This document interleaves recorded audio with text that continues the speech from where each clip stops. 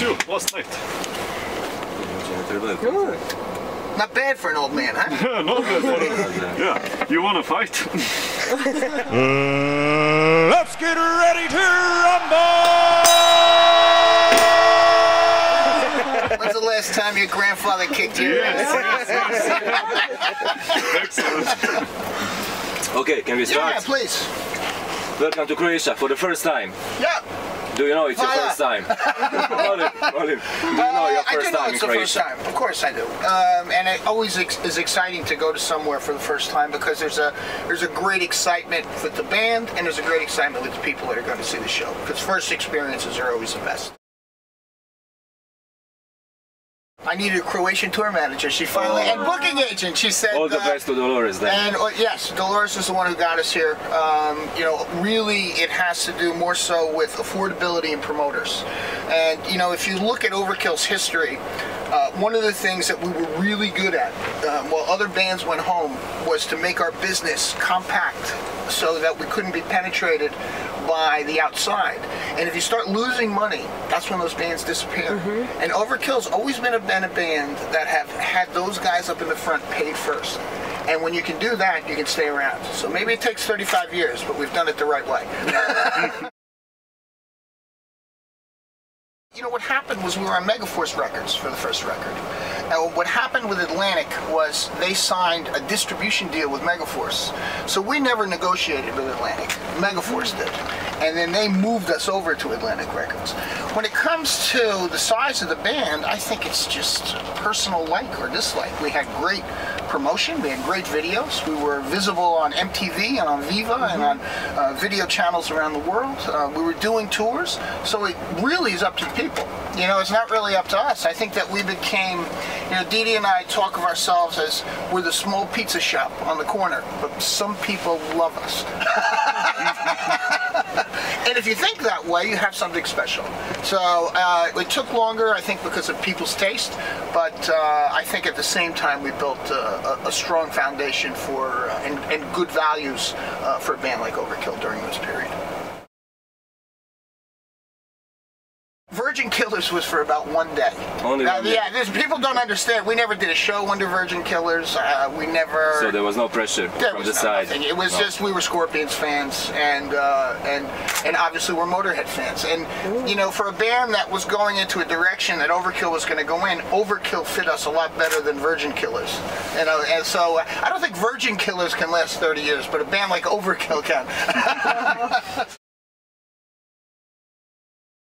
I think that we're an acquired taste. I don't think that we're the thrash band that has mass appeal right away, like a Metallica or like Megadeth. You know, I mean, my voice has been, you know, been described as irritating, but that's okay. But it's mine. I think we're distinguishable because of Dee Dee's riffs and my voice together. So I think that partnership is what's given us a distinguishability through that time. But those who acquire the taste for this really want this, really love this. There's not millions of them, but for sure there's tens of thousands of them. And there is a variety of range of the crowd, from a child to a grandpa, as you said it. It shows, I think it shows value, you know, in the music. You know, that this wasn't something that you could throw away. And I think we built it slow, you know. I mean, it's, sure, you want to get big when you're a young kid, of course you do. You know, if you said, oh, I just did this, but I don't want to be a rock star.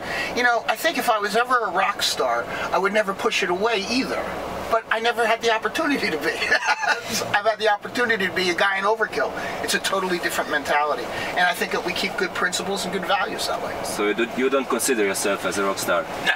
No. Not possible. My wife makes me paint. You ever see a rock star mowing his lawn? Come by my house on Saturday. Walking the dog, mowing, painting the house.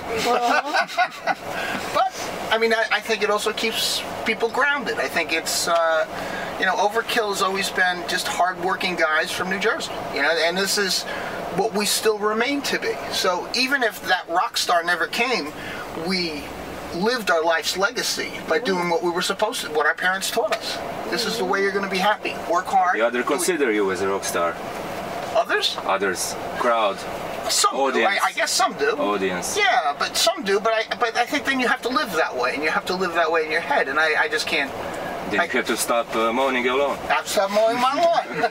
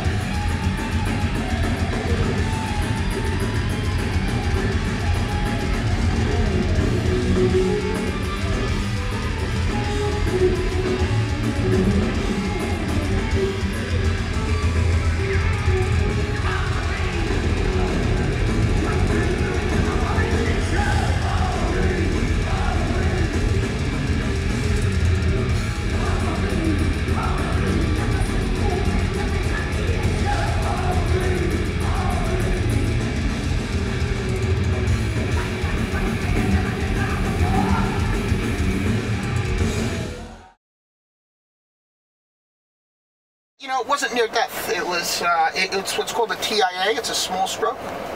My mother gets it. It wasn't lifestyle. I was sober. I was sober for 10 years on the road, 1995 to 2005. Not one drink, no drugs, nothing. I was just tobacco and coffee.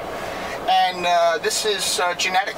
So it was something I could never see coming. You know, it just happened then.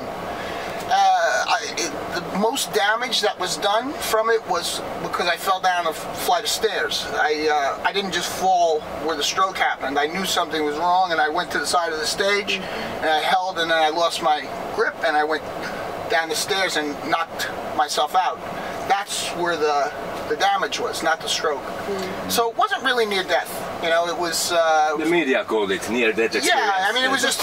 media. I read some great rumors afterwards, you know, that I had blown my brains out on a stage in Germany. This was a Brazilian magazine. Said, you know, that I pulled out a gun in the middle of this, and boom! They even said you were in a coma. They called it that you were in a coma. No, I was up, walking around.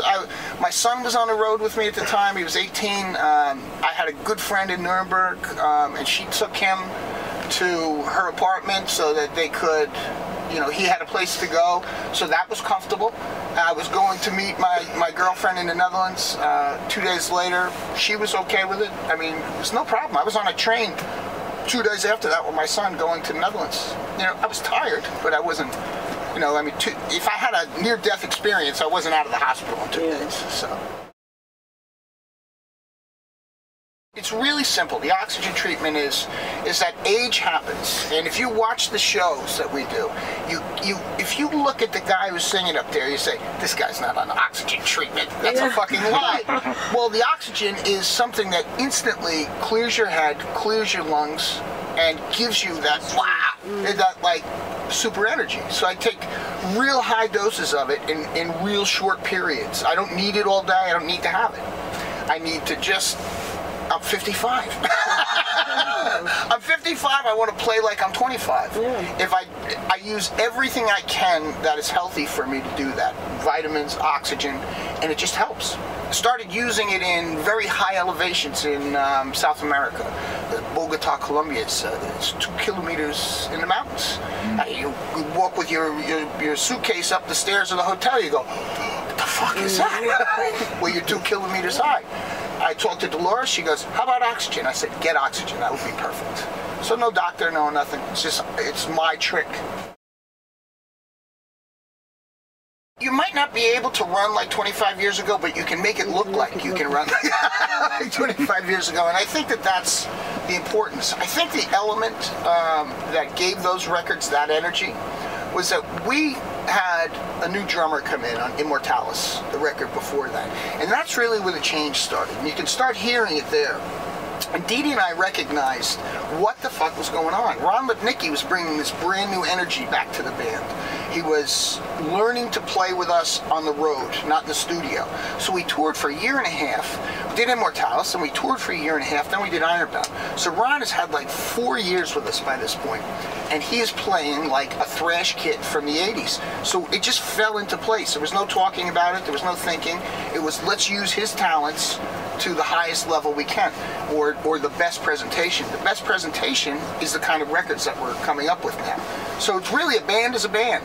And I remember having this conversation with Ron when he first joined the band, and he would say to me, oh, do you want me to do this? Do you want me to do that? I would say, you're running the fucking ship, man. You're the captain. You know, we will follow you. That's the way rock and roll works. And he finally learned that. And when he did, he got comfortable, and I think that energy transferred over to Dee Dee's writing and my singing, obviously. The other guys playing. It's oxygen plus Ron Lipnicki equals 3 good records.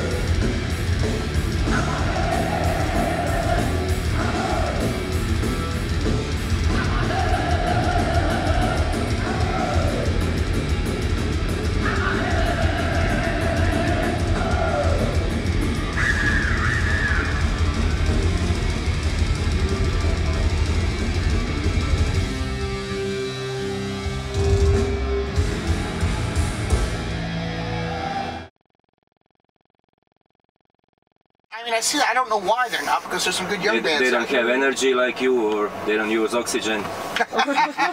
Maybe. You know, I think that, you know, when you want the original, you go to the original. I think that that's part of it. You know, when this was being created by bands like Exodus or Testament or Overkill, or even Anthrax or Megadeth, I mean, there was no fucking rules. Now, the rules are made. So when a young band comes along, they have to take the rules that have been created by Megadeth, Testament, and Exodus, or Overkill, and use that blueprint to fit into what we're doing. Therefore, flattering us by copying us. We are still the originals. We and those other bands are still the originals. I think that when, you know, when people want Argentinian steak, you go to Argentina. You don't go to Croatia for it, you know, because it's an import. So the idea, I think, is that the older bands have the credibility. Is there something new in thrash music that hasn't been invented before? Can you make up some new riffs, some new... In my world, I don't think so. No, I mean, I don't, and it's not that I'm closed-minded, I just don't think I really don't think it's possible. I think it's almost... For you or for younger ones? I can only talk for myself. For younger ones, I think it's possible, because they have to break out of that, the mold or that blueprint if they want to survive down the road. They have to obtain their own entire identity as opposed to someone else's identity. So that would be your advice on the younger bands? Get your own identity, yeah. Have you any had vocal problems during the show? Vocal problems? No. I mean, it's always been good to me. It's been a good friend.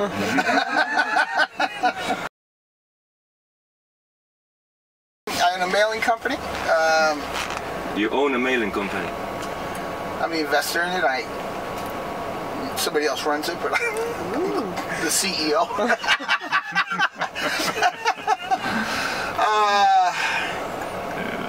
I like motorcycles. I have a really nice Harley. It's what we call a dick dragger. The seat is only as high as your knee, so if you ride that low, your dick can drag on the ground. And I have a beautiful German Shepherd. He has one too. I love German Shepherd. It's my third. I do work. I just started. I just bought a classic car that I'm doing a little bit of work on, but it was almost perfect when I bought it. So, I mean, I like hobbies and I like business, and I got a nice wife who likes to travel, so we do a lot of traveling. She runs it. I help set it up. She runs it. During Christmas, she asks that I don't tour the Christmas season, so I'm her delivery boy, her shipping department. I do all the bills, everything behind the scenes. I do all of the maintenance, fix the air conditioners, finish the floors. All by yourself? Yeah. Not a mow my lawn. You don't get a guy to do it for. Eating chocolate. Eat chocolate.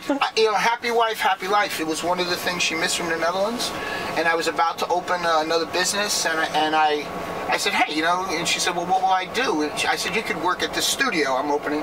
And she said, I don't want to work at some studio. She goes, I want to have my own identity. And I said, what would you like? She goes, I want to import chocolates. I said, okay, like chocolates it is. So, she's like me. Oh, I adore chocolate. But it's great, right? Yeah, dark one. Now she works 3 days a week. And we have people that run, she hired a great team of girls that run for her, and managers.